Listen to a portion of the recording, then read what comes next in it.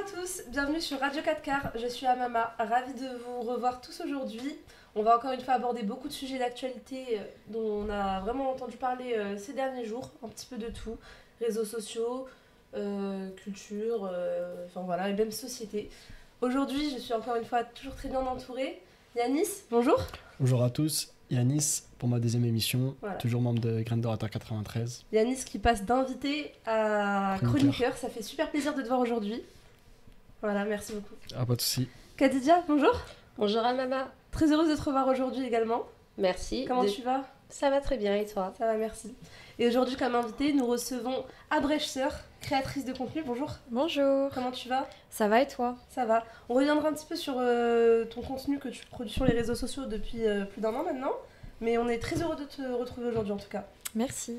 Sans plus tarder, on va commencer par un sujet qui sûrement vous en avez sûrement entendu parler autour de vous. Les plus jeunes les connaissent très bien. Ashmi House et Nasdaq, les phénomènes des house qui justement se popularisent sur les réseaux sociaux. Une télé-réalité un petit peu revue au goût du jour. Yanis, tu vas nous en parler. C'est vrai, c'est un petit peu les nouvelles télé-réalités des nouvelles générations. Moi, à mon époque, c'était plus ce qui était les Anges, les Marseillais, etc. Bon, moi, je regardais pas, je préfère prévenir. Tu dédouanes. Je me dédouane directement. Mais maintenant, c'est plus du contenu sur Snapchat. Les jeunes préfèrent ça parce qu'ils trouvent que c'est du contenu un peu plus live, un peu plus direct. Et après, il y a toutes les dérives qu'on connaît. Ce sujet-là, on a discuté parce que c'est quelque chose qui revient souvent sur les débats.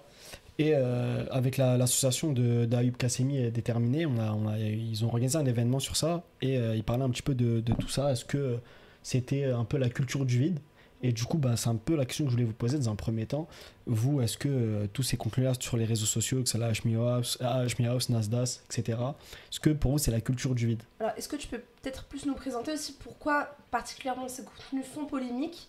On a notamment vu des extraits des lives de Nasdaq. Du coup, Nasdaq qui est à la base influenceur sur la plateforme Snapchat, qui a été pendant plusieurs mois l'influenceur le plus suivi en France, qui comptabilise plus de 9,1 millions de viewers quotidiennement, qui a été dépassé il y a peut-être 2 mois au lancement justement de la Ashmi House par Ashmi, donc un influenceur marseillais.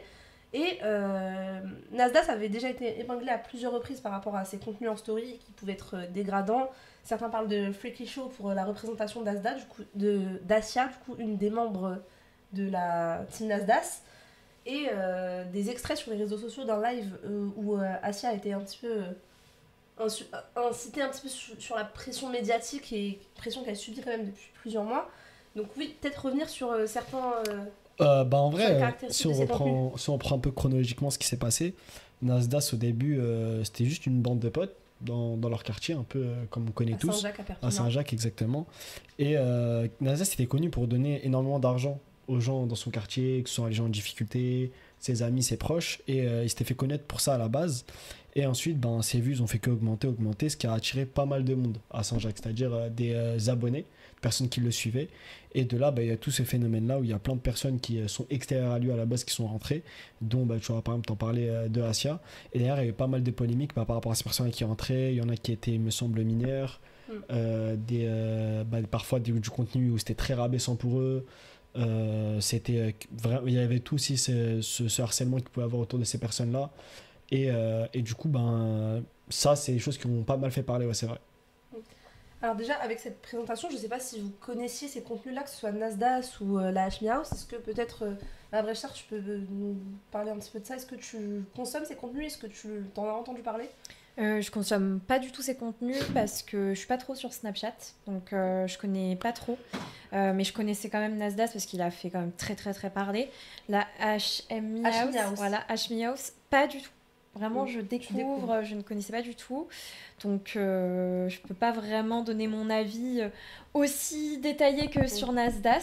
Mais Nasdaq, oui, je connais. Et par rapport à Nasdaq, justement, les retours que tu as peut-être déjà vu, même si tu consommes pas vraiment de contenu sur Snap, tu as peut-être déjà vu certaines stories ou polémiques.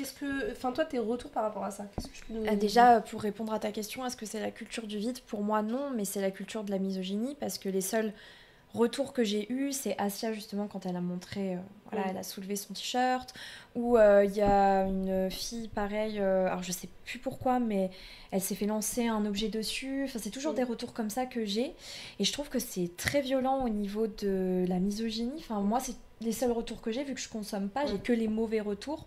Donc après, peut-être qu'il y a aussi plein de bonnes choses qui se passent, mais moi, j'ai que les mauvais aspects où des filles se font un peu humilier, où elles se battent entre elles, une qui s'est fait arracher les ongles, donc voilà. D'accord.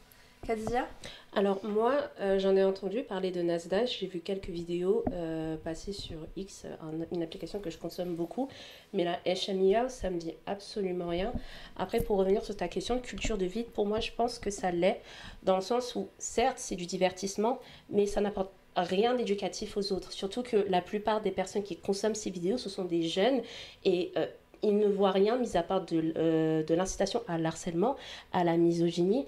Récemment, je me souviens que Nasdaq avait parlé un peu du passé un peu sombre d'une certaine Mouna, et Nasdaq n'a rien eu. C'est Mouna qui a été humiliée et a été mise sur la place publique.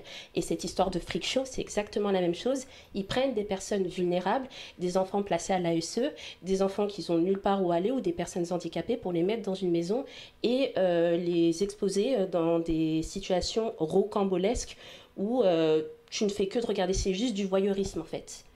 Ça combine tout ça en fait. Yanis, peut-être tu veux rebondir? Bah moi, pareil, je rejoins un petit peu ton avis, j'irai même un peu plus loin. Pour moi, c'est vraiment ce symptôme-là de la culture du vide, et il est très symptomatique de la génération qu'on a. Et c'est malheureux parce qu'on se retrouve à avoir des débats ou des discussions sur des sujets qui ne devraient pas en être. On a réussi à faire un peu de ça. Il y a un engouement qui est autour de ça, et on débat de ça comme si c'était normal, alors que pas du tout. Ça devrait être quelque chose qui ne devrait pas être regardé par les jeunes, parce que ça n'apporte rien, et ça impacte un petit peu, je pense, leur fonctionnement et leur éducation, parce qu'on a des jeunes qui à 15-14 ans croient qu'aller chez Nasdaq, ça va être soit synonyme de richesse, etc. Et ça pose tout un débat de savoir, est-ce que maintenant tout ce monde là qui est autour de l'influence, il doit être plus contrôlé. Et la faute à qui finalement, je vous le demande, la faute aux influenceurs ou la faute aux personnes qui les suivent? Je vais rebondir un petit peu sur ce que tu viens de dire par rapport à Nasdaq. Pour le coup, ça n'a pas encore été le cas avec Hashmi dans les contenus qu'il a proposés. Alors, je reviens un petit peu sur les contenus d'Hashmi. Dernièrement, il a proposé un remake un petit peu de koh en Thaïlande. Donc voilà, entre la télé-réalité des anges et le koh qu'on connaît, donc avec des épreuves, etc. Certaines épreuves étaient du clash, enfin il y avait un combat de clash, etc. Donc voilà, alors des fois c'est bon enfant, d'autres fois ça va être aussi, on va tailler, on va critiquer physiquement les femmes qui sont présentes, les hommes et les femmes par rapport aux différentes relations qu'ils ont pu avoir. Donc ça c'est pour Hashmi House. Pour la team Nasdaq, ce qui est aussi pointé du doigt, c'est pas simplement les contenus qu'ils produisent, mais c'est également le fait que des jeunes parfois fuguent de chez leurs parents pour se rendre à Saint-Jacques, à Perpignan, pour pouvoir espérer intégrer la team Nasdaq. Et il y a aussi ce processus de vulnérabilisation. Est-ce qu'il y a aussi une problématique, je pense, sur l'accès aux réseaux sociaux des jeunes, qui est quand même, par la loi, c'est normalement réglementé, mais au-delà de ça, la société n'encadre pas plus que ça, par exemple. Quels sont vos retours un petit peu par rapport à ça, à votre sœur? Le problème, c'est que les jeunes, maintenant, ils sont plus ou plus exposés à la technologie. C'est pas comme avant où on avait notre téléphone à partir de 13-14 ans. Maintenant, dès la fin primaire, on va dire, tu peux avoir ton téléphone et avoir Snapchat et Instagram. Donc, c'est assez difficile de vouloir contrôler, en fait, un enfant qui est né, en fait, dans la technologie. Je dirais pas forcément que c'est la faute aux influenceurs, parce qu'ils font ce qui marche, en fait. Ils savent que ça marche, donc ils vont le faire quand même. Moi, je pense que c'est plus une sensibilisation peut-être pour les jeunes et aussi pour les parents, pour qu'ils puissent un petit peu, on va dire, contrôler en fait ce que consomment les enfants. Même si ça reste très difficile, même s'il y a le contrôle parental ou autre, on peut trouver aussi un moyen de détourner ce dispositif. Pour moi, c'est jamais, et ça sera jamais la faute des enfants. Parce que pour moi, les enfants sont vraiment victimes. Les influenceurs ont une grande part de responsabilité. Et je n'étais pas du tout au courant qu'il y avait des enfants qui fuguaient. Je trouve que ça part vraiment très très loin et que c'est très grave. Moi, je suis beaucoup victime de cyberharcèlement. Et c'est vrai que je suis toujours partagée entre faudrait réglementer, mais ça... comme tu dis. Puis même, pour moi, les enfants, ils ont quand même le droit de se divertir, de regarder des contes. Ça peut être aussi très positif. Et d'un autre côté, il faudrait une réglementation parce que pareil, les personnes qui nous cyberharcèlent, c'est aussi des très jeunes. Je sais pas trop quelle solution on pourrait trouver. C'est vraiment très compliqué. Mais en tout cas, je pense que même 13 ans, ça reste très très jeune. Pour un enfant, sur les réseaux sociaux, c'est dangereux. Et c'est vraiment un mauvais exemple qui est donné. Après, certaines plateformes quand même régulent, tentent de réguler selon l'âge des personnes qui créent des comptes. Mais après, nous, on a eu les réseaux sociaux aussi, je pense, assez tôt au niveau de notre génération, enfin la génération 2000, donc les native social, je pense il me semble qu'on les appelle comme ça. Mhm. Et pour le coup, on contournait toujours. Voilà. C'est vrai. Je vais être honnête, j'ai créé des comptes Facebook à 8 ans pour jouer au jeu, mais il y avait quand même des dangers derrière. Je mettais que j'étais née en 1980. Donc, et je suis loin d'avoir été la seule à avoir fait ça. Donc est-ce que après derrière, c'est pas plus une sensibilisation au-delà de voilà, on met un pare-feu, un contrôle parental, mais dire aux jeunes en fait qu'il y a un danger réel derrière ces stories, que la vie c'est pas les stories de Nasdaq finalement. Ça serait la responsabilité de Nasdaq, mais comme je consomme pas son contenu, je sais pas, est-ce qu'il met des mises en garde, est-ce qu'il prévient de faire attention, est-ce que ça lui arrive aussi des fois dans ses stories ou... Si, il fait des stories où il dit qu'il en a marre que les gens viennent chez lui, que nanani, mais bon, moi, je le connais pas, je me permettrai pas d'émettre un jugement, bien sûr, mais je pense qu'il le fait plus dans le sens où c'est aussi son fond de commerce. Après, voilà, moi je te rejoins sur la question. Moi je pense qu'il faut débattre plus des causes et pas des conséquences.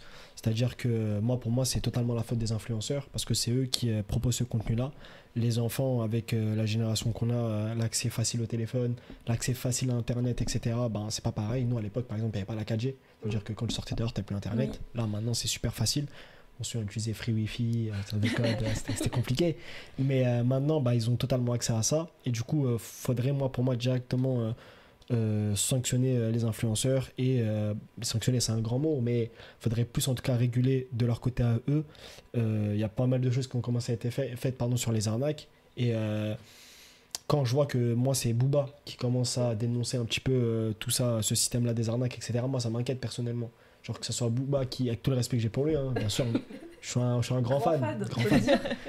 Mais de voir que c'est Booba qui fait avancer la question de l'influence sur les réseaux, c'est à se poser des questions quand même. Qu'il y aurait du coup un organisme peut-être pour réguler ça. On sait que l'Arcom régule en tout cas les contenus à la radio, la télévision, mais avec sa fusion, en fait, l'Arcom, pour le petit point histoire, avant 2020, c'est le CSA et Adopi. Adopi qui est du coup un organisme je sais pas si c'est indépendant de l'État, j'ai un doute sur ça, mais je crois que c'est étatique, qui justement régule le piratage sur Internet, etc. Si par exemple il est arrivé que vous ayez téléchargé des films en 2013 via un torrent ou autre chose, il se peut que vous ayez reçu des mails de leur part pour leur dire vous risquez une amende, enfin voilà. J'évoque des souvenirs ou pas, voilà, c'est dit en tout cas. Mais qu'il y ait quand même un organisme étatique ou quoi qui régule et qui contrôle en fait la diffusion de ce genre de contenu, un petit peu comme le fait l'Arcom pour la télé et la radio. Crédit. Moi en fait la question que je me pose c'est que même s'il y a une régulation, moi je me suis toujours dit que la raison pour laquelle les influenceurs font ça, bien qu'il y a évidemment une responsabilité, supposons qu'il y a une régulation et qu'ils changent un petit peu leur contenu, est-ce que ça va marcher? Parce que tout ce qu'ils font en fait c'est pour apporter du buzz, c'est pour apporter des vues et après c'est leur fond de commerce, parce qu'on dit toujours le bad buzz fait du buzz et généralement on aime bien les story time vraiment piquantes, à forte sensation, donc on se pose la question c'est ok il y aura une régulation, mais est-ce qu'au final, lorsqu'ils vont voir finalement que ça a changé, ils ne vont pas se rediriger vers d'autres personnes qui vont proposer justement ce même contenu-là? Je ne sais pas si vous comprenez un petit peu ce que je veux dire. Oui, qu'en gros, un succès qui a été généré par Nasdaq, on punisse Nasdaq pour ce succès-là. Exactement, et que d'autres la reprennent. Parce que généralement, les jeunes, en fait, ce qu'ils cherchent, c'est plus... Ouais, parce que ça marche. C'est plus question de divertissement. Les trucs éducatifs, c'est bien, c'est cool, mais après, est-ce que ça intéresse réellement les jeunes? Parce que eux, quand ils vont sur les réseaux sociaux, c'est plus pour s'amuser et voir se divertir, quoi. Je pense que tu peux divertir, faudrait trouver en fait un entre-deux, parce que effectivement tout éducatif, je pense que ça plairait pas. Tu as entièrement raison là-dessus. Je pense qu'il faudrait trouver un moyen à chaque fois que Nasdaq fasse des préventions, dire voilà, et surtout, je pense qu'il cible des personnes qui soient pas minorisées, précarisées, qui cible pas des femmes, par exemple, si, bon, ça marcherait encore une fois sûrement moins, mais si c'était des hommes blancs, cis hétéros riches, est-ce que ça marcherait? Est-ce que... Enfin, parce qu'il faut aussi dire ça, parce qu'ils ciblent des personnes qui sont aussi précaires, qui sont jeunes. C'est, comme tu dis, aussi très vrai, c'est une femme qui a pris alors que pourtant elle était victime d'hommes adultes. Enfin, c'est dramatique. Donc peut-être aussi cibler des personnes qui sont plus privilégiées et qui vont avoir moins d'impact dans leur vie. Et donc divertir avec des gens qui sont pas en détresse, qui n'ont pas ce besoin-là. Je pense que ça serait plus sain peut-être. En tout cas, j'espère que vous comprenez où je veux en venir. Mais oui, bien sûr. C'est que je trouve que, en tout cas, moi, comme je consomme pas et je vois toujours les extraits, c'est toujours soit des femmes, soit des parcours très compliqués, soit des gens qui sont vraiment en quête de quelque chose et peut-être trouver des personnes qui sont moins en quête et qui viennent vraiment purement pour se divertir, un petit peu comme fait MrBeast, par exemple. Bon, il y a des jeux. Bon, c'est des adultes, ils gagnent leur vie, ils gagnent tant mieux, ils gagnent pas tant pis, peut-être que ça peut plaire aussi. Et puis MrBeast, c'est le premier youtubeur quand même mondial. Hein. Donc, merci beaucoup. On va passer à notre deuxième sujet, du coup, présenté par Khadija, une thématique autour des grands frères violents. Est-ce que tu peux nous parler un petit peu plus de l'actualité justement qui t'a accroché par rapport à ce sujet? Ouais, justement, en fait, pour cette deuxième chronique, on va parler d'une affaire qui a suscité pas mal de réactions sur les réseaux sociaux. Ça s'est déroulé au Bourget dans le 93 et c'est une collégienne de 15 ans qui a été victime de revenge porn par ses deux copines sous prétexte de rivalité amoureuse. Et par la suite, elle a été rouée de coups par son grand frère et brûlée au fer à repasser par sa mère. Pour rentrer rapidement dans le contexte, c'était un trio de copines. Il y en avait deux qui convoitaient les mêmes garçons. Ils ont essayé de faire en sorte qu'elle fait un acte sexuel à son insu. Ils ont filmé, ils ont diffusé sur les réseaux sociaux. Et elles étaient parfaitement conscientes que la victime avait un grand frère violent. Parce qu'elle se plaignait souvent des coups qu'elle recevait par celui-ci. Donc moi, en fait, la question que je me pose, au-delà du grand frère protecteur, parce qu'au premier abord, on se dit...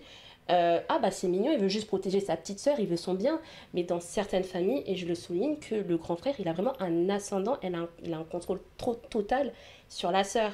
Il contrôle ses sorties, ses vêtements, ses fréquentations, il peut même arriver qu'il soit violent avec elle, et les parents, parfois, ils ne font rien parce qu'ils se disent que c'est son rôle, c'est le grand frère, il fait comme ça.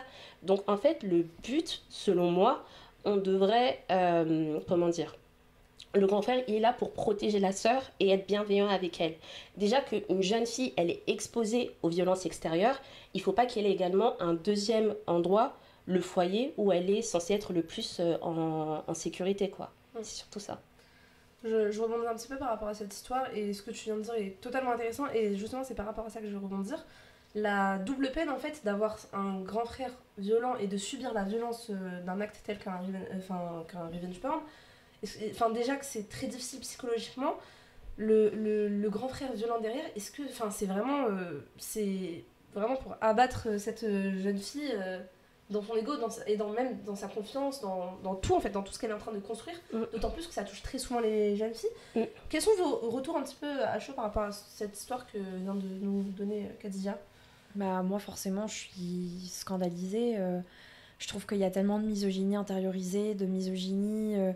c'est vraiment un contrôle de la femme. Pourquoi est-ce qu'on devrait avoir honte d'avoir été prise à son insu des jeunes? Je trouve ça terrible. Et pour moi, ça a peut-être choqué, mais pour moi, les femmes, elles sont aussi victimes, même celles qui ont participé, parce que c'est une forme de compétition qu'on crée entre les femmes.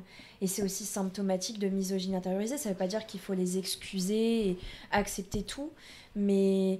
je pense qu'elles sont toutes victimes, même si j'ai une pensée bien évidemment pour celle qui a été victime de revenge porn, et c'est dramatique. Je trouve ça...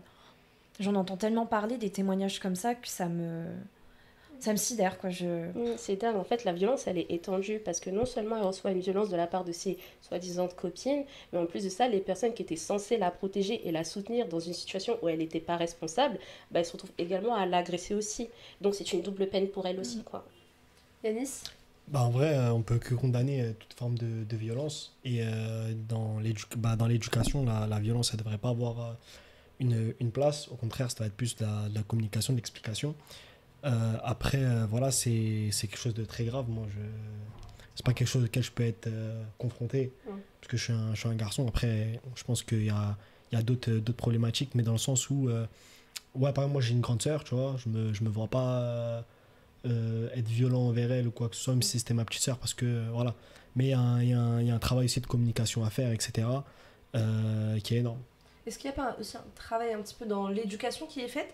Et je pense que ça bouge au niveau des générations, mais de justement ce plein pouvoir conféré aux grands frères d'un foyer, par exemple. Bah oui, c'est ça, parce qu'en fait, le souci, c'est qu'on, dans une famille, généralement, le garçon, il a beaucoup plus de liberté que la fille. C'est-à-dire que le garçon, on va pas forcément le juger sur ce qu'il fait, il peut rentrer à l'heure qu'il veut, il a pas forcément, il se fait pas forcément réprimander par ses parents, alors que la jeune fille, pour diverses raisons, pour une question aussi d'honneur, que la jeune fille, elle doit être préservée, que c'est beaucoup plus grave que ce qu'elle fait par rapport à un garçon, c'est vrai que c'est des choses qui doivent complètement changer et qui changent aujourd'hui. C'est pour ça qu'il y a de plus en plus de jeunes filles qui parlent du fait qu'elles font quelque chose, c'est tout aussi grave que si un garçon le fait. C'est surtout ça, quoi. Il y a un peu une inégalité qui est instaurée dans l'éducation familiale aussi. Je trouve que c'est très hypocrite de dire que c'est le rôle du grand frère, parce que pour moi, le rôle d'un grand frère, c'est de protéger, et c'est pas en frappant. Parce que oui, je suis d'accord que le grand frère, il doit avoir un rôle, pour moi, parce qu'on vit dans une société où les femmes sont plus victimes, on va le dire, du revenge porn, de toutes ces choses-là. Si ça arrive à un homme, bon, bah, on va en rigoler. Si ça arrive à une femme, elle va être stigmatisée parfois pendant des années.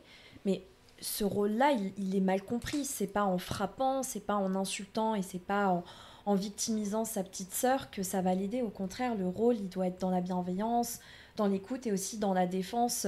S'il arrive quelque chose à sa petite sœur, bah, d'aller voir par exemple les filles, de leur parler. C'est plutôt ça pour moi le rôle d'un grand frère. Et moi, surtout, ce que je pense de mon opinion, que c'est que en fait, il fait ces coups-là par rapport à lui-même. Vu que la grande sœur, la sœur, c'est son sang, c'est sa famille. Quand elle va faire quelque chose qui va pas forcément lui plaire, il va forcément penser à lui. Qu'est-ce que les autres vont penser quand ma sœur, que les gens connaissent, l'ont fait. Donc c'est plus une question d'ego, une question d'honneur, que les grands frères se comportent comme ça avec leur sœur. C'est pour eux-mêmes, pas pour elle. Yanis? Moi, je pense que... Après, ça la fout mal, parce que je suis un homme de dire ça. Mais je pense que je vais un petit peu tempérer. Y a des, après, je m'appuie bien sûr sur mon paradigme, mais sur ce que moi je vois. Et j'ai pas la vérité absolue. Mais non, dans l'éducation qu'en tout cas que moi j'ai reçue, que mes proches ont reçu, mes amis, etc. Non, il y a nos parents aussi sont à cheval sur ces questions-là de rentrer tard, sur qui je fréquente, etc. Sur, par exemple, moi, si c'est moi qui avais vécu ce truc-là de revenge porn, je pense que non, on n'en aurait pas rigolé. Au contraire, moi, je l'aurais senti comme une humiliation, je pense, comme pour tout le monde. Après, voilà, c'est des sujets qui existent, il faut en parler, tant mieux qu'on le fasse aujourd'hui, mais il faut aussi faire cette sensibilisation-là et faire comprendre que voilà, un homme et une femme, parfois ils ont des différences de traitement, mais il ne faut pas les généraliser et dire que c'est partout comme ça. Ah non, mais non, après bien le temps sûr, ça avance. Ah oui, ça on l'avait bien précisé. Ça C'est pas forcément, ça appartient pas forcément à une communauté en particulier. C'est vraiment un cas. Un genre en particulier. C'est un genre en particulier qui touche quasiment tout type de personnes. Ça appartient pas forcément à un groupe en particulier. Ça, on est totalement sûr là-dessus. Je pense que ouais, plus généralement, enfin, dans l'imaginaire collectif. Donc oui, c'est vrai qu'on peut pas faire de généralisation, mais pour débattre de ce genre de sujet, on est un petit peu obligé. Dans l'imaginaire collectif, le grand frère a plus de liberté que la sœur, enfin voilà, mais ce qui n'arrive pas systématiquement et fort heureusement quand même. Bien sûr. En fait, mais voilà, pourquoi j'ai accentué ce point-là? Et tu as raison de le faire quand même. Ah oui, t'as bien fait. Je pense que malheureusement, dans ce discours-là, les personnes qui sont directement stigmatisées, c'est notre communauté à nous. C'est-à-dire la communauté en banlieue, que ce soit les Noirs, les Arabes, les musulmans surtout, c'est ce discours-là qui est souvent qu'on leur reproche, entre guillemets, qu'ils soumettent un peu les femmes, etc. Et du coup, par exemple, moi en tant que musulman arabe, je me dois dire que chez moi ça se passe pas comme ça. Ouais, voilà, pour expliquer aussi que ça existe, mais que c'est pas chez tout le monde. Oui, bien sûr. Par exemple, dans mon cas, j'en parle, mais moi, par exemple, j'ai un grand frère, il s'est jamais comporté comme ça avec moi. J'ai un petit frère aussi, il n'a pas forcément cet ascendant envers moi. On en parle parce que c'est un cas qui vient assez souvent. Il y a eu des articles qui sont sortis là-dessus, et c'est vrai qu'il n'y a pas forcément eu une enquête approfondie parce qu'il n'y a pas eu d'études et de statistiques sur ça. Ouais, c'est vrai. Parce qu'après, de toute façon, cette stigmatisation en général de cette question de je vais grossir le trait, j'aime pas ça du tout, mais les musulmans laissent pas les femmes sortir de chez elles, elles sont enfermées, etc. Vraiment, je grossis le trait, je mets de grosses guillemets sur ce que je suis en train de dire. Prends au montage, voilà. C'est du journaliste. En carrière, ça y est. Quoique, si tu dis ça, tu vas percer. C'est ça le problème. Ah ouais, mais j'ai pas envie de percer comme ça, tu vois. Mais oui, non, enfin, blague à part, cette stigmatisation vient aussi de l'instrumentalisation de ce genre d'affaires par les médias. Exactement. On l'a vu C'est avec vrai. plusieurs cas de jeunes filles, notamment alors je crois que c'était Shaina qui a été aussi victime Ouais, de exactement, revenge à Creil. porn. Oui, c'était Shaina qui a été victime de revenge porn et pour le coup le grand frère a totalement pris sa défense, il n'y avait pas eu de cas de violence, donc ça rejoint en fait ce que tu dis également.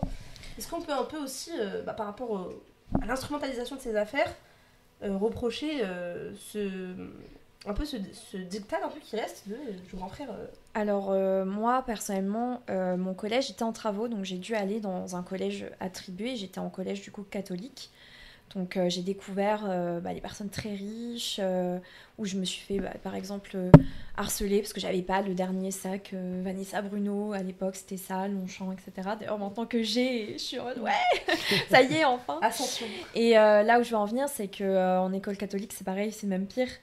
Et j'en parle souvent d'ailleurs des dérives au sein de l'Église, qui est très tabou parce que vu qu'on est dans un pays qui est quand même plutôt avec des racines chrétiennes, on en parle peu, mais j'en parle souvent. Et ça, il faut absolument effectivement préciser parce que moi, en tant que femme blanche, on aime bien instrumentaliser mon discours à des fins racistes, on va dire les termes. Et c'est très bien d'avoir fait cette précision parce qu'effectivement, moi, j'étais dans un environnement plus blanc, plus catholique, et c'était pire. Okay. C'est Ouais. pire. C'est parce que tu as cette religion qui est faussement instrumentalisée. La religion n'a jamais dit ça, hein, absolument pas. Ouais, bien sûr. Ou pareil, en fait, les femmes étaient tout autant stigmatisées. Il y avait tout autant cette histoire de grand frère. Donc, tu as bien fait de faire cette précision Ah, merci. parce que on en parle plus, parce qu'on a envie de plus en parler. C'est comme quand tu parles de l'harcèlement de rue et qu'on vient te dire oui, mais c'est de la faute des Noirs et des Arabes. Enfin, non, Ah. stop quoi. Ah, c'est C'est un problème qui est sociétal et qui est partout dans le monde, quel que soit ton statut. Dans les personnes très bourgeoises que j'ai fréquentées, hein, parce que moi j'ai fréquenté des gens qui étaient très très riches dans mon école, bon bah c'était pareil, hein. Il y avait toujours cette histoire de grand frère et de stigmatisation et de honte et oh là là. Faut pas entacher la réputation de la famille. Exactement. Tout ça, alors Et c'est même très présent chez les Ouais. personnes nobles et blanches. Ouais. Donc Au-delà de la ouais, réputation faut de la famille, il y a aussi, déjà, juste la réputation de la jeune fille qui est mise à mal avec ces vidéos qui tournent sur les réseaux sociaux et l'aspect plus psychologique de cette jeune fille parce que c'est quand même assez violent d'être victime déjà de harcèlement et de revenge porn et victime chez soi aussi. Il y a vraiment ce côté psychologique qui, je pense, n'est pas souligné quand on parle de ces affaires un petit peu. Qu'est-ce que vous, par exemple, quand on parle de ce genre d'affaires de revenge porn, etc., on souligne un peu vous voyez qu'on souligne un aspect psychologique, une prise en charge, prise en compte de tout ça, par exemple. j'ai pas compris la question. J'ai pas compris. Ouais, je me suis perdue en la disant moi aussi. Par exemple, quand Khadija nous a présenté cette affaire, on pense à la réputation, etc., et à ce prétexte qui est pris, mais il y a aussi tout un aspect de construction psychologique de la jeune fille. En gros, là où tu vas en venir, c'est quelle dynamique qui se passe, mais d'un point de vue plus psychologique Oui, sur voilà. la victime et sur la personne qui fait Oui, les coups. voilà, bon, pas vraiment en psychanalyse, mais oui, un petit peu ça, oui. Je pense qu'en fait, on construit beaucoup les hommes à être dans la virilité, dans il faut que tu sois fort, il faut que tu défendes ta famille, ton honneur, comme tu dis très très bien. Donc c'est pour ça qu'on dit que les hommes doivent être alliés avec nous les féministes parce qu'en fait on déconstruit aussi tout ça et donc ça crée aussi une pression, une peur et des fois en fait on arrive à avoir des blessures d'ego comme tu expliquais en fait très bien et les blessures d'ego quand elles sont pas soignées ça peut mener à de la violence et ça donne lieu aussi à une dynamique un petit peu qu'on appelle en psychologie sauveur victime bourreau où en fait tu veux sauver, mais en fait en sauvant tu deviens le bourreau et tu joues à ce jeu psychologique et tu restes dans cette soumission mais en fait en quelque sorte comme on dit souvent il y a jamais de bourreau, il y a toujours d'anciennes victimes. En fait ils sont eux-mêmes victimes d'un schéma patriarcal qui pèse trop lourd sur eux. Alors encore une fois c'est pas pour excuser, c'est pour expliquer la situation et qu'il faudrait déconstruire je pense par une éducation et dire tu peux être un homme et tu n'es pas obligé d'éduquer par des coups. D'accord, merci beaucoup. Quelque chose à rajouter ou c'était assez... Moi je trouve que C'était assez clair, c'était très limpide. Merci beaucoup. On va passer à notre troisième sujet. Vous l'avez vu, c'est une information qui a quand même remué le monde entier. Le pape François est décédé un lundi de Pâques, donc la semaine dernière, à l'âge de 88 ans. On le savait très malade et déjà son allocution au Vatican pour la messe Urbi et Orbi, je ne vais pas dire de bêtises, on l'a senti quand même assez fatigué, mais quand même sa mort a un peu surpris tout le monde, c'était assez inattendu. Et à la mort du pape, il y a du coup, c'est pas une élection en tant que telle, c'est un autre système, mais un conclave d'archevêques, de cardinaux qui se réunissent au Vatican, et justement pour décider de la succession du pape. Je vais expliquer un petit peu le processus pour que tout le monde puisse comprendre où je vais en venir après. Plusieurs archevêques, cardinaux du monde entier se réunissent et décident à bulletin secret. Je crois que c'est à bulletin secret. Oui, voilà. t'es dans je crois que dans la chapelle Sixtine, je crois. T'es pas dans un endroit où... Je crois que c'est... Oui, je crois que c'est... Enfin, il y a un endroit voilà. dédié au Vatican en tout cas pour ça. Et ils vont tous voter et tant qu'il n'y a pas une personne qui a été désignée, la fumée noire. Fumée noire, c'est-à-dire qu'ils n'ont pas trouvé. Ils n'ont pas trouvé tant qu'il y a de la fumée noire. Quand la fumée blanche sort, c'est que ça a été décidé, habemus papam. Et du coup, le débat vient un petit peu avec toutes ces décisions qui doivent être prises. On le sait selon les pays, les cultures, et enfin plein d'autres choses. Et j'ai même pas envie de rattacher des opinions à les cultures de toute façon. Mais voilà, on sait que certains prêtres, cardinaux, etc. ont des positions politiques qui vont un petit peu à l'opposé de ce qui a été construit par le pape François, donc un pape qui est quand même cité comme réformateur, comme qui avait la pensée de tous les opprimés, quels que soient les cultes. On a su qu'il appelait un prêtre à Gaza tous les soirs à 20h pour prendre des nouvelles de ce qui se passe justement à Gaza. Et des débats justement sont en cours par rapport à ces décisions. On a notamment entendu plusieurs noms évoqués parmi les 135 pressentis pour la position de pape, dont le cardinal Robert Sarra, qui du coup est un cardinal avec des positions relativement d'extrême droite. Ce débat, moi, m'a fait un petit peu écho à ce qu'on a pu entendre pendant les différentes élections ces dernières années. Je vais même pas simplement dire les dernières législatives qui ont été un cas d'école pour tout le monde, mais les présidentielles, enfin voilà. Plusieurs élections ont montré que, quand même, et ça se voit de plus en plus, même si en France on est dans un pays laïque, il y a cette instrumentalisation de la religion catholique, tu l'as très bien cité tout à l'heure. La France a des racines catholiques, elle ne doit pas les nier, alors que la France a séparé l'Église et l'État en 1905. Moi j'aimerais voir déjà avec vous, est-ce que vous ressentez un petit peu cette montée de l'extrême droite peut-être dans les sphères religieuses et cette instrumentalisation via aussi les campagnes politiques ou autres? Qu'est-ce que vous pensez? Oui, c'est un domaine qui me... je ne vais pas dire qu'il me passionne, mais je m'intéresse depuis un long moment, notamment sur les dérives sectaires, etc., dans l'Église catholique. Moi, je suis scandalisée parce que j'ai étudié la Bible, j'ai lu le Coran, enfin voilà, j'ai étudié les religions, j'ai vraiment fait un travail. Il n'y a aucune religion qui dit il faut discriminer les gens. Enfin, c'est faux. C'est vraiment une instrumentalisation. Moi, ça me choque, en fait. Je ne comprends pas comment c'est possible. Enfin, ça me semble... J'ai l'impression que c'est une mauvaise blague. Je ne comprends pas. Je suis choquée de cette montée de l'extrême droite dans la religion. Vraiment, c'est une instrumentalisation pure. Et ça m'agace qu'on instrumentalise constamment les religions qui, normalement, sont censées pas être hors politique. Mais ils sont politisés dans l'accueil. On dit que les églises, ils doivent accueillir les personnes pauvres, les personnes précaires, accueillir tout le monde, même quelle que soit leur religion, on accueille tout le monde. Je trouve que c'est très très grave, effectivement. Khadija, Yanis? Alors, moi, j'ai vu en fait effectivement une montée de l'extrême droite. Ça a commencé à se propager un peu partout dans tous les secteurs, notamment les médias. Mais justement, le décès du pape François, pour moi, il est assez déterminant pour l'initiation en fait de l'extrême droite dans la religion, car justement avec le cardinal Robert Sarra qui a eu des propos quand même assez problématiques, contrairement au pape François qui avait une vision un peu plus ouverte et woke selon certains, même s'il y a quand même certaines choses où il était fermé. Pour moi, l'élection du nouveau pape, c'est ça en fait qui va permettre de trouver en fait le bord politique du christianisme, parce que quand même le pape, il représente quand même des millions et des millions de croyants. Donc si jamais, par exemple, le cardinal Sarra, il est élu, c'est là, à ce moment-là, on va vraiment basculer. Je ne sais pas si vous comprenez ce que je veux dire. Il y aura un peu tout le travail qui a été mené par le pape François. Je pense notamment Alors, c'est pas la reconnaissance du mariage LGBT, mais la tolérance de celui-ci. Oui, c'est vrai qu'il a eu des propos, bon, comme tu dis, woke, mais forcément pour les personnes de la communauté LGBTQIA+, bon bah pour eux c'était pas encore assez, mais c'était déjà une grande avancée, c'était énorme pour... donc c'est vrai qu'ils sont assez inquiets de cette élection potentielle. Toutes ces avancées, justement, on a cité pour ça, on a évoqué aussi justement sa tolérance par rapport à toutes les communautés, quelles qu'elles soient aussi, qui a été soulignée.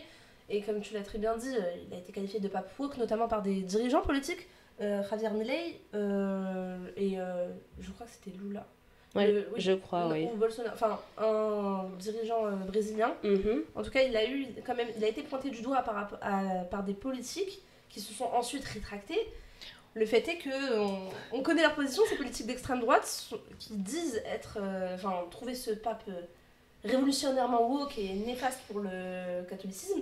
Ça démontre quand même que c'est pas symptomatique à la France, finalement. Yanis, est-ce que tu peux rebondir un petit peu sur ça ? Bah en vrai, déjà, je pense que c'est important de préciser que je pense pas que le pape, en tout cas, moi, de ce que je vois, des discussions que je peux avoir, c'est que c'est pas tous les chrétiens, en tout cas, c'est pas fort au christianisme, il me semble, et qu'il y a pas tout le monde qui reconnaît le pape en tant que tel. Genre, par exemple, à la part de mes amis, j'ai beaucoup d'amis chrétiens, quand on parle de ça, ils me disent, ouais, pour moi, le pape, entre guillemets, c'est personne, tu vois. Ouais.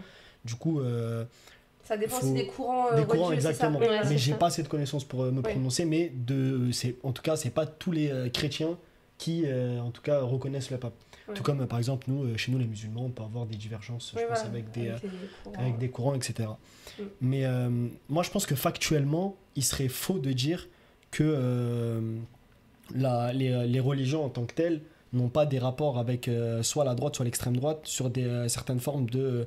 on est très conservateur dans les religions et c'est faut le dire parce que c'est une réalité. Et après, sur quelle valeur du fait d'être conservateur, c'est là où est le débat. Par exemple, sur tout ce qui va être les questions de racisme, etc., bah non, ça c'est pas, les religions, elles sont à l'encontre de ça. Au contraire, on est dans l'accueil de tout le monde. C'est même, je connais pas les passages de la Bible, mais je sais que Jésus il dit beaucoup d'être bon avec son prochain, etc. Mais après, sur par exemple les questions de l'homophobie, etc., je pense pas que, en tout cas, en ce qui concerne l'homosexualité, ça n'est pas toléré, je pense, dans les religions, mais tout ce qui va être les violences envers ces personnes-là, non, c'est pas quelque chose qu'on... Exactement. On ne cautionne pas les tolérances, les violences. Mais du coup, je pense que si moi j'étais chrétien en tout cas, et que s'il y aurait des questions sur lesquelles le pape serait trop ouvert, alors que la religion, elle définit déjà le cadre, moi en tout cas en tant que chrétien, je trouverais ça problématique. Parce que la religion pose déjà un cadre. Après, maintenant, il faut voir les personnes qui les lisent, comment ça se passe, etc. Je pense que c'est très normé, et que si c'est lui qui est le pape, je pense pas que c'est pour rien. Mais après, je connais pas les enjeux et comment ça fonctionne. Ouais, moi non plus, parce qu'en fait, la raison pour laquelle j'ai dit ça, c'est parce que bien que le Vatican soit un très petit pays, le pape tout de même, il a quand même un certain rôle, que ce soit à l'international.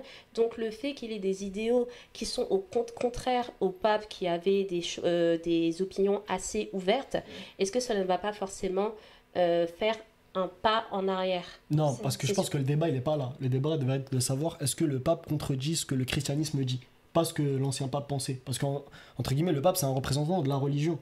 Tu vois ce que je veux dire? Ça veut dire que si lui, il l'applique et il va dans le sens de la religion, je vois pas qu'est-ce qu'on lui reprocherait. Ok, je crois que je vois où tu veux en venir. Mais pour rebondir avec ce que tu disais, Khadija, mais en vrai, je vois où tu veux mener le débat. Le truc, c'est que l'élection du pape, la nomination en tout cas, c'est pas une élection en tant que telle. Et c'est vrai que le pape est chef d'État du Vatican, et qu'il y a quand même cette portée internationale, même si le Vatican est un petit État qui n'a pas vraiment d'action autour d'eux, ça reste quand même l'État représentatif du christianisme, si je dis pas de bêtises. Pour les personnes catholiques, oui. Après, pour les personnes protestantes, non. Pas du tout. Okay. Ouais. Mais je pense que c'est plutôt ça dont tu voulais parler tout à l'heure. Les évangéliques, par exemple, qui ne connaissent pas le pape. Les évangéliques, là, c'est un débat qui est houleux. Parce que les évangéliques, le problème, c'est qu'il y a beaucoup d'églises qui se créent de personnes qui ne sont pas du tout dans la religion, et où malheureusement, c'est des dérives sectaires. Alors, les gens qui sont dedans te diront que non. Mais il y a beaucoup de témoignages sur TikTok qui parlent de ça, et c'est des personnes qui se disent du courant du christianisme, mais c'est pas le cas. Donc il faut faire très attention dans les églises évangéliques. Mais il y a des personnes, effectivement, eux, ils sont plutôt ils suivent le pape, mais pas. C'est vraiment plus les personnes catholiques. Voilà, Ouais. mais Ouais. c'est plus, ça concerne vraiment le Vatican et la représentation du pape concerne principalement les catholiques. C'est ça. Ok. Après, j'ai très bien compris où tu voulais en venir. Moi, je pense que les religions, elles sont pour vocation d'évoluer et que l'ouverture d'esprit du pape François était quand même à saluer. Et c'est important de continuer dans cet esprit-là, parce que pour moi, certes, c'est conservateur, mais entre conservateur et discriminant, il n'y a qu'un pas, parce que tu vois, il pourrait dire un peu la même chose. Mais il y a des gens qui font parler les textes un peu comme ils l'entendent. Donc je pense que ça serait vraiment dramatique pour moi qu'il soit élu, parce que ça... Mais je pense qu'on se comprend. Il a vraiment un énorme pouvoir. Exactement. Et c'est on ça se que rend je pas voulais dire. compte. C'est-à-dire C'est plus un que... pouvoir d'influence plutôt qu'un pouvoir coercitif. Exactement, c'est-à-dire que mettre à la tête quelqu'un qui est quand même... Parce que la religion, c'est quand même une religion de paix, même si on est d'accord au niveau de l'homosexualité, voilà, il y a quand même des cadres, etc. Mais c'est quand même une religion d'ouverture d'esprit. Bien sûr. Le pape Sarah, il est plutôt dans des logiques assez plus connotées extrême droite. Enfin, si on mêle la religion à la politique, il y a une politique très conservatrice, très... Pour moi, ça... Enfin, je sais pas comment Après, l'expliquer. pour moi, J'ai compris. Par essence, la religion, c'est politique parce que c'est normé, il y a des valeurs, il y a tout un fonctionnement. Et je pense que c'est là où on n'est pas d'accord, c'est que pour moi, la religion, elle n'a pas évolué par rapport au temps. Parce que, comme tu l'as dit dans ton argument, tu as dit qu'en gros, on peut interpréter les textes comme on veut. Et justement, cette évolution-là, c'est ça qui fait qu'on interprète les textes comme on le souhaite. Je pense que, en tout cas, quelqu'un qui croira en Dieu, moi, par exemple, si c'est mon cas, je mets ma confiance en Dieu et je sais que les textes qu'il a donnés, ce sont des textes qui sont universels et qui s'appliquent en tout temps. Et que moi, j'ai pas besoin d'apporter ma part d'évolution sur ces questions-là parce que ça serait du coup un petit peu essayer d'avoir la méthode de raisonnement de Dieu, ce que je ne peux pas m'autoriser en tant que simple créature. Tu vois ce que je veux dire? Je comprends Mais c'est comme ça que moi je le vois en J'ai tout cas. Non, mais je Moi, comprends. j'ai compris. Mais en fait, moi, je pense que c'est pas forcément les textes qui doivent changer. Je pense que c'est la manière dont on va interpréter Voilà. les textes. C'est là Les où je textes voulais ne en venir. changeront pas et ils changeront Ils ont déjà jamais. été interprétés les textes. Ils ont été interprétés, mais selon différentes personnes, tu vois. C'est comment nous, on comprend le texte. C'est vrai qu'avant, c'était pas forcément comme ça, mais là, maintenant, ça a évolué. On s'est rendu compte qu'il y avait certaines choses qui collaient pas. Je pense que c'est juste la manière dont on doit le comprendre et se mettre d'accord avec d'autres personnes pour se dire « Ah, c'est comme ça que ça a été compris ». C'est juste ça. Sinon, les textes, que ce soit la Bible, le Coran ou la Torah, ça ne changera pas et ça ne changera jamais. Ça a été écrit, point final. C'est là où je voulais en venir, effectivement, c'est l'évolution, elle doit pas se faire dans les textes, l'évolution, elle doit se faire dans l'interprétation, et justement de ne pas instrumentaliser un texte dans des buts qui sont politiques. Moi, c'est là où je voulais en venir. C'est vrai que j'étais pas très claire, Ok. mais c'est plus dans ce sens-là. Est-ce que toi, par exemple, par rapport à tout ce que tu as lu de lui et tout ce que tu sais du christianisme, tu trouves qu'il y a des incohérences sur tes croyances? Alors, Genre complètement. Genre, tu me dis, ouais, dans la Bible, il dit ça, lui, il dit ça, c'est pas logique. pour moi, si je dis ce que je pense, ça va faire un peu scandale, mais c'est pas grave. C'est que je trouve qu'en fait, sur les questions d'homosexualité, c'est problématique parce que l'homosexualité, c'est quand même naturel. C'est-à-dire qu'il y a des espèces qui sont homosexuelles. Et donc, pour moi, on ne devrait pas interdire l'homosexualité. Après, moi, j'ai un parcours qui est particulier parce que j'ai grandi dans un univers très, très religieux où, par exemple, des personnes homosexuelles étaient mariées de force à des femmes pour ne plus être gays, etc. Des espèces de thérapies de conversion. Donc, forcément, ça m'a... Et pour autant, je suis très religieuse quand même. Bien sûr. Donc l'un n'empêche pas l'autre. Donc je dirais qu'il est pas... Je pense qu'on a mal compris et que en fait le message s'est un petit peu déformé avec le temps parce qu'en tout cas dans la religion chrétienne, Jésus il accueillait tout le monde. Il y a eu aussi le passage qui est très connu avec la prostituée qui l'accueille également. Et je pense que le message c'était vraiment d'accepter, de tolérer tout le monde. Et que c'était plutôt des idéologies, moi je trouve, dites de gauche. C'est pour ça que je suis toujours un peu surprise. Oui, certes, c'est politique, mais c'est plus pour moi une politique de gauche. Et j'ai l'impression qu'avec le temps, on a instrumentalisé ces paroles pour faire passer pour des idéologies d'extrême droite. Et d'ailleurs, de ce que j'ai compris, tu es musulman, c'est ça? Ouais, exactement. Et bah, c'est vous qui en subissez le plus, hein, parce que les personnes qui sont catholiques, bon, bah... Elles sont instrumentalisées plutôt, elles sont mises sur un piédestal, et les personnes musulmanes, elles sont instrumentalisées, elles sont mises de côté, enfin c'est terrible. Donc je pense que les textes ne changeront pas, c'est cohérent.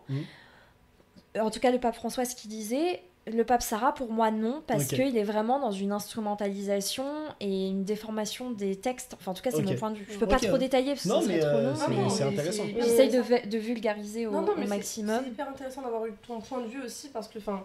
Quels que soient nos cultes, nos croyances ou autres, c'est si bien, je trouve, ce genre de débat là où chacun peut peu apporter sa vision par rapport à ces questions-là. Il n'y a pas de bonne ou mauvaise réponse de toute façon par rapport à ça, c'est vraiment propre à chacun, mais ce débat était très intéressant. Merci beaucoup. Merci. On va passer au quart d'heure de l'invité. Le quart d'heure de l'invité, pour ceux qui découvrent l'émission ou qui nous rejoignent, c'est le moment où on va un petit peu cuisiner notre invité autour de... c'est dit comme ça, j'ai repris les formules qui étaient dites déjà bien avant moi à la présentation, donc voilà. Donc Abrège Sœur, on est ravis de te recevoir encore une fois. Merci de m'inviter. Tu es créatrice de contenu, tu comptabilises sur Instagram plus de 150 000 abonnés, sur TikTok encore plus. 218 000. Oui, voilà, plus de 200 000 abonnés. T'es partie de quel postulat justement? Le nom Abrège Sœur me fait écho à... c'est inévitable, ça fait écho à Abrège Frère également. Quel est le postulat duquel t'es partie pour créer ton contenu et qu'est-ce qui t'a dit que tu vas te lancer sur les réseaux? Alors moi je me suis lancée sur les réseaux il y a 10 ans, donc je parlais de féminisme, de psychologie, je suis une passionnée de psychologie et je m'étais formée dedans, je travaille dans le médical, accompagnement des patients, psychologie, donc je parlais un petit peu de ça. Et je suis quelqu'un de très pédagogique qui aime bien comprendre, expliquer, écouter tous les points de vue et surtout aussi une approche un peu, on va dire, originale, c'est-à-dire que j'aime bien aussi comprendre les oppresseurs. Parce que je me dis que pour que les choses changent, il faut aussi que les personnes qui nous oppressent changent. Donc là, en l'occurrence, en tant que femme, les hommes.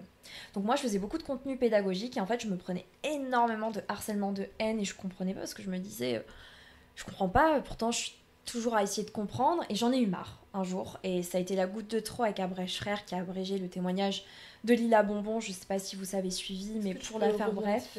Donc Lila Bonbon c'est une créatrice de contenu qui a 1,5 million d'abonnés, je donne ce détail, c'est important, vous allez comprendre, et en fait elle a malheureusement été victime d'un autre créateur de contenu, Adam de Sagesse, qui l'a touché en fait sa poitrine et qui a couché avec un garçon de 15 ans alors qu'il avait 21 ans. Voilà, donc vous l'avez. Donc Lila a raconté son témoignage concernant ce créateur et en fait Abrège Frère l'a abrégé. Et il s'est excusé par la suite en disant qu'il voulait lui apporter de la visibilité alors qu'elle a 1,5 million d'abonnés et qu'il voulait être neutre. Mais il a abrégé que Lila et pas Adam qui a fait 4 vidéos quand même de plus de 10 minutes, donc on aurait pu l'abréger. Donc de là, j'ai décidé de l'abréger, donc j'ai dit c'est un agresseur, en sachant qu'il a assumé avoir touché Lila, il a assumé tout, donc il n'y a même pas présomption d'innocence, machin, voilà. Il a assumé, il est coupable. Donc j'ai fait ça parce que au départ, j'expliquais, comme j'aime bien faire, bah voilà, c'est pas bien, parce que si, parce que ça, j'en ai eu marre. Donc j'ai créé Abrège Sœur, et de là, naturellement, la misogynie s'est révélée d'elle-même, puisqu'on m'a dit que j'étais la personne la moins drôle du monde, parce que j'étais une femme, et c'était littéralement ce qui était écrit. Alors que j'avais abrégé déjà un agresseur, mais surtout mon deuxième abrégement c'était Abrège Frère, où je disais il fait des vidéos TikTok, donc rien de méchant, drôle, on peut aimer, voilà, c'était pas polémique, et bah pour autant ça a fait polémique. Voilà, j'espère avoir résumé au maximum. Est-ce que vous avez des questions par rapport justement à ces... Enfin, c'est vrai que ça fait 10 ans que tu es sur les réseaux, mais que ça fait à peu près 1 an que les contenus autour de ça, enfin des contenus alors du coup ça fait pas 1 an, ça fait depuis mi-mars. Mi-mars? Ouais. Mi-mars Ouais. Pour moi ça fait beaucoup. Je sais, et c'est ça qui était dingue, c'est que c'est en 2 semaines où tout ça s'est produit. Les menaces moi, de mort. Mais t'es pas la seule parce qu'en fait on a l'impression que ça fait 5 ans que je suis sur les réseaux parce qu'il m'arrivait tellement de choses, des menaces de mort, intimidation, menaces de viol, et des choses, j'en passe. Qui sont... Parce qu'en fait on a l'impression il y a un effet Mandela autour de toi. Oui mais vraiment t'es pas la seule. C'est qu'on a l'impression vraiment que ça fait très longtemps, parce que normalement c'est des gens qui sont très connus ou qui sont là depuis 5 ans. Ok, oui, ok, bah écoute... C'est l'année dernière. Ouais mais je suis pas la seule. Ouais, moi aussi c'est l'année dernière. Abrège Frère ça date. Mi-mars? Ouais. Non, impossible. Mi-mars 2024 peut-être. Non.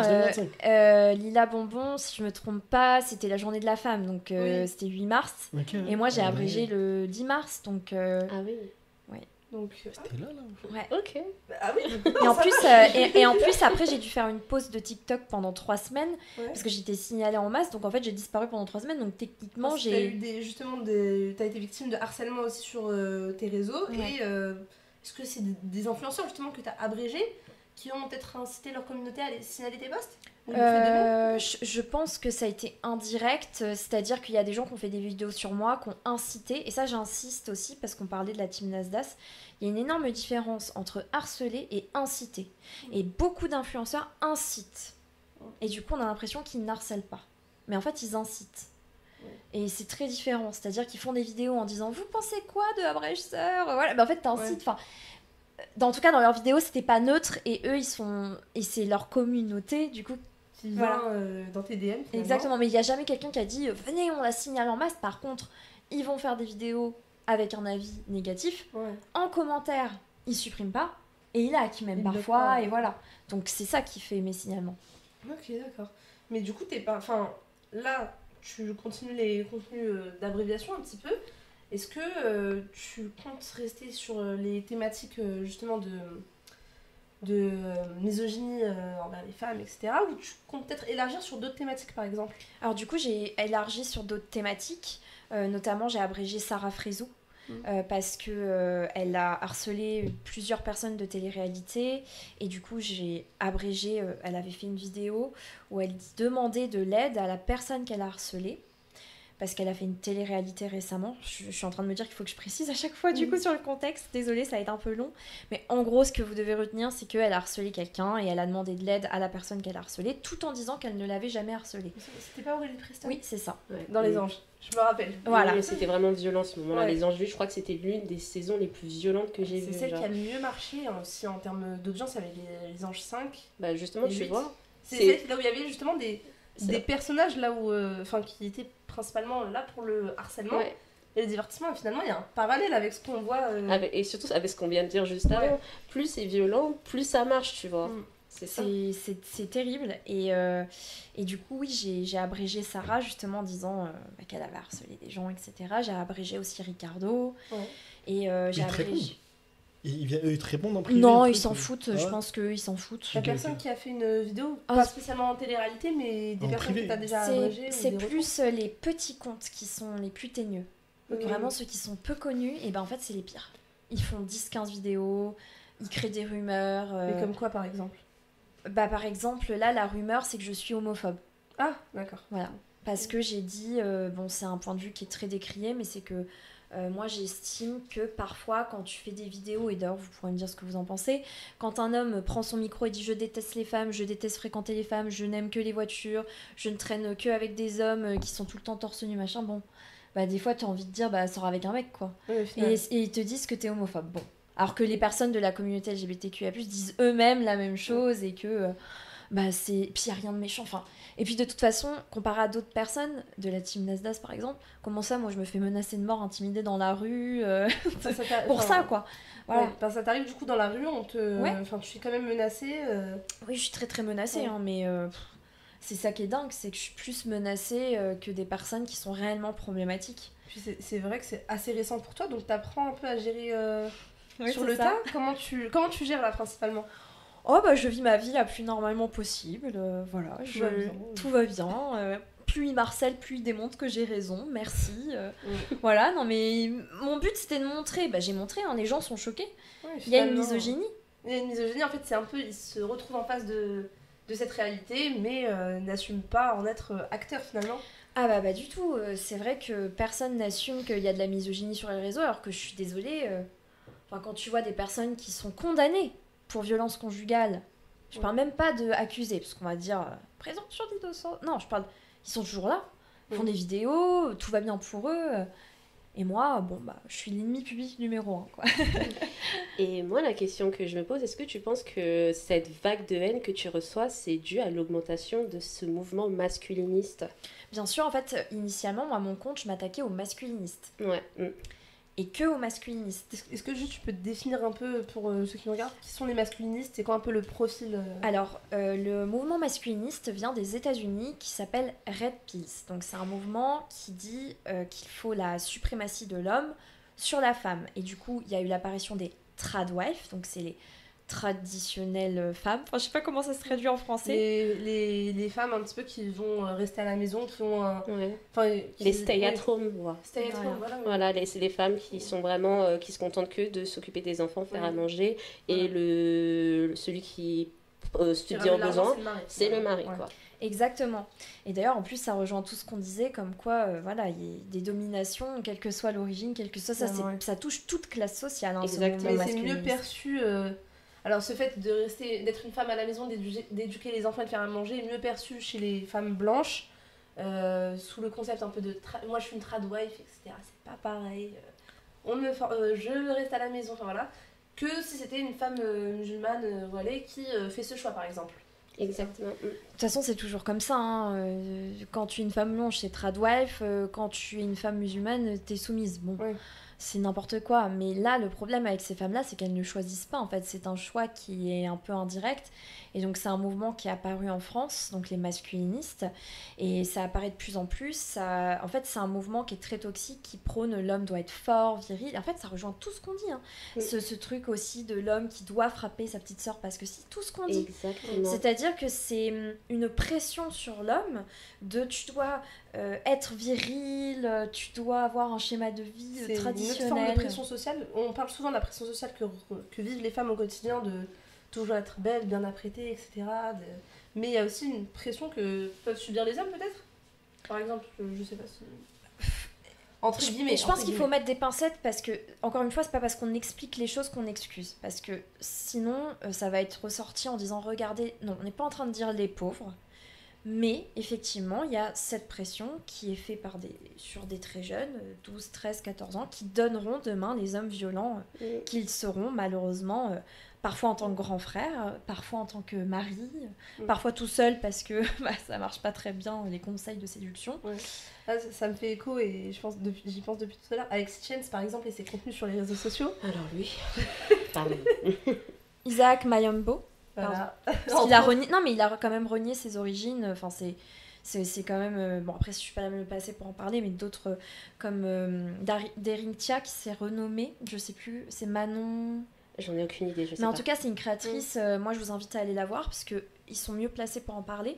Mais c'est quand même renommé, parce qu'effectivement, on en revient toujours. Hein. L'extrême droite aussi qui s'est mis dans ces mouvements. Ouais. Donc il a dû s'appeler Alexis Chance pour pouvoir être écouté. Il y a aussi Thaïs Descuffon. Ouais.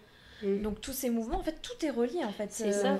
Et justement, en revenant à cette histoire des jeunes exposés aux réseaux sociaux, il y a de plus en plus de jeunes qui suivent des contenus masculinistes. Alexis Chance, Myron Gaines aux États-Unis, ce mec c'est un gros misogynoir. Il y a qui d'autre Andrew Tate, lui franchement c'est le boss final des On a masculinistes. beaucoup vu pendant les élections américaines aussi. Alors surtout lui, et même Elon Musk qui commence à suivre un petit peu plus ce mouvement. Et il y a de plus en plus de jeunes hommes ou d'adolescents qui sont sur TikTok qui reprennent exactement ce même discours. Il y a une série justement qui est sortie qui s'appelle Adolescence qui est super intéressante et je pense que tout le monde devrait le regarder et qui devrait être diffusé sur toutes les écoles parce que ça commence à gangréner la société, le masculinisme. Ouais. En fait, au départ, on rigolait, on se disait ha ha ha parce que c'est risible. Hein. Ouais. Sauf que malheureusement, aux États-Unis, c'est la réalité. L'avortement commence à être interdit. Mon corps, c'est le slogan actuel, c'est mon corps, mon choix. Ouais. Donc ça veut dire en gros, on est des hommes, vous êtes à nous. Enfin, c'est très grave. Et encore une fois, j'ai l'impression, moi je donne souvent cet exemple de la cigarette que tu jettes dans la forêt où tu te dis bah c'est bon. Puis en fait, ça embrasse toute la forêt. Tu te dis ah c'est un petit mégot. Mais c'est pareil. C'est-à-dire que pour l'instant, on est les hystériques folles. Oh t'exagères, c'est rien. Alexis Chance, on rigole, ha ha ha. Bah non. Il y a des réelles conséquences sur les jeunes. Et c'est grave. Et c'est ça. Et sous prétexte que le personnage, en fait, il y a des séquences drôles de lui, ça va inciter les personnes à le suivre juste parce qu'elle est drôle. Alors que le propos qu'il est en train de dire, bah en fait, c'est pas drôle du tout. Ouais. Absolument pas. Quelque chose. Ouais, non, c'est intéressant d'apporter beaucoup de sujets. Moi, je sais pas si tu connais Walid Sak, Samza Paris, ça te dit quelque chose? Moi, je suis nulle pour retenir les prénoms. Limite, j'ai oublié déjà vos dommage. prénoms. Donc, par contre, si tu me montres... Attends, je peux te montrer en vrai. Au niveau visuel, moi je retiens plus les pseudos. Bon, si ce n'est Alexis Chance, parce que bon, Alexis Chance. Il est un peu dans la cible des personnes que t'abrèches, quoi. Bah oui. Ah bah oui. Oui, là, ça te dit quelque chose? Ah pas du tout, non. Pas du tout. On bah tiens, je vais l'abréger en vidéo. Je vais le retenir. Non, je connais pas. Ah, mais dommage. Parce que par exemple, typiquement, moi, lui, c'est quelqu'un qui me fait beaucoup rire avec Hamza Paris. Ouais. Et parfois, enfin, eux, ça va encore. Ils reprennent pas mal de clichés aussi. Ouais, ils reprennent des clichés, dérision. etc. En dérision. Et parfois, soit dans les commentaires ou quoi, ou sur des réactions, par exemple, sur X ou quoi, ils peuvent être confrontés à ouais. Genre, en gros, on dit d'eux qu'ils abusent, etc., qu'ils vont un peu loin. Et je voulais te demander ton avis. Parce que moi, personnellement, c'est un truc qui me fait rire et je trouve que ça va, tu vois. Genre, eux, c'est pas les pires, tu vois, dans le sens où. Quand tu compares Alexis Chance, lui, c'est Ouais, mais c'est un peu en fait, loin. le problème, tu vois, alors je connais pas, donc je vais te répondre sans connaître, Ouais. mais le souci, c'est que on est très dans une société du il y a pire. Sauf qu'en fait, dans une cadre, par exemple, de violence conjugale, je dis ça parce que moi, je me suis spécialisée là-dedans, j'ai étudié là-dedans, ça commence jamais par une claque le premier jour. Ouais, bien sûr. C'est des petites choses en fait. Et d'ailleurs, j'ai fait une vidéo là-dessus où je disais aux gens de envoyer à leur ami homme, où c'était moi qui étais à l'épicerie. Tu vas comprendre le lien. Vas-y. Où en fait, je venais juste m'acheter un pack d'eau et il y avait des gars qui rigolaient sur leurs vacances. Où ils disaient, ouais, on a été en vacances et les mecs, ils claquaient les filles, elles kiffaient ça, ils touchaient les filles, elles en redemandaient quoi. Et je dis, c'est ça aussi. C'est-à-dire qu'on rigole et c'est rien. Et en fait, c'est par le rien. En fait, il y a un truc, je crois que c'est la fenêtre d'Overton, où en fait tu rigoles, donc ça se trouve, toi tu trouves ça drôle, t'es un homme, mais tout comme moi, je suis une femme blanche, ça se trouve, je vais rigoler de choses, et en fait, il y aura des biais racistes. Enfin, c'est toujours comme ça en fait que ça commence, et après, c'est là qu'on en arrive à des discriminations où nous, on en subit les conséquences. Donc je connais pas, je peux pas affirmer, mais attention de. On peut plus rien dire, oui. Excusez-nous, mais c'est souvent ça commence par des blagues. Dans toute forme de violence. Okay. Non, parce que moi je trouve ça pas du tout misogyne, genre pour le coup. Je sais pas, je les connais pas. Je les connais pas, merci de ne pas me mettre dans la sauce. Pas dans la sauce, mais parfois je trouve que les garçons, vous avez tendance à rire de choses parce que, mais tout comme nous, bien sûr. Comme quelqu'un qui est athée, par exemple, moi je suis très respectueuse des religions, c'est mon point de vue, hein. Je trouve ça très irrespectueux, même si t'es athée, de te moquer d'une religion. Tu vois, il y a plein d'athées qui le font. En fait, ça commence comme ça, par des blagues, tu vois, et c'est comme ça qu'on normalise la violence. Finalement, exactement. Ça dépend comment c'est fait, mais par exemple, tu vois, moi quand je repense à des films La vérité si je mens, genre je sais que maintenant c'est impossible de faire un film comme ça, pourtant c'est trop marrant. Tu veux pas La vérité si je mens? Non, j'abuse. Non mais niveau film, désolée, pardon, j'ai pas beaucoup de références. Mais on peut aussi parler des youtubeurs. Les youtubeurs avant, quand tu voyais leur contenu, s'ils font ça maintenant, mais ils se prennent. Je sais pas si vous connaissez Antoine Daniel. Vous avez vu ses anciennes vidéos? Si il fait ça maintenant, mais il se prend une sauce monumentale. Vraiment. Ça a changé. Mais même Antoine Daniel, d'ailleurs, il avait dit qu'il avait regretté un petit peu certaines choses. On accompagne une évolution aussi de la société. Mais Antoine, par contre, oui. Mais c'est ce que j'aime aussi avec Antoine, c'est qu'il s'est vraiment remis en question. L'objectif, c'est pas non plus de rire de rien. Non, bah, bien sûr. Il y a beaucoup de gens qui disent c'était pas drôle. Si, mais attention, moi je pense qu'il faut rire. Bon, encore une fois, c'est un point de vue qui est plus des privilégiés, tu vois, ou de soi-même. Quand tu ris de l'autre, c'est pas tu rigoles pas, en fait tu te moques. C'est ça la limite que j'ai donnée pour aider les gens. Merci beaucoup. On va clôturer cette émission très rapidement. Où est-ce qu'on peut te retrouver sur tes réseaux sociaux? Alors du coup, moi je m'appelle Abrèche Sœur, j'ai créé une chaîne YouTube récemment, donc je vais y poster Sœur Podcast. Donc c'est un podcast où en fait je donne la parole aux personnes qui sont victimes, parce que je trouve qu'il y a beaucoup de silenciation, et donc j'ai une petite adresse mail, c'est témoignage@abrèchesœur@yahoo.com. Donc vous pourrez me partager vos témoignages et je les lirai, j'y réagirai. Donc bien évidemment en lien avec ce que je fais, donc tout ce qui est charge mentale. Là actuellement je cherche des témoignages sur les femmes qui ont été trompées enceintes, les personnes qui ont vécu de la charge mentale, toutes ces choses là. Donc voilà, vous pourrez me retrouver là-bas. Merci beaucoup Abrèche Sœur. Merci à toi, merci à vous. Khadija, Yanis, merci beaucoup. Merci à toi. Merci. Quant à nous, on se retrouve le mois prochain avec de nouveaux sujets d'actualité et de nouveaux de nouveaux sujets d'actualité et de nouveaux invités. Bonne soirée.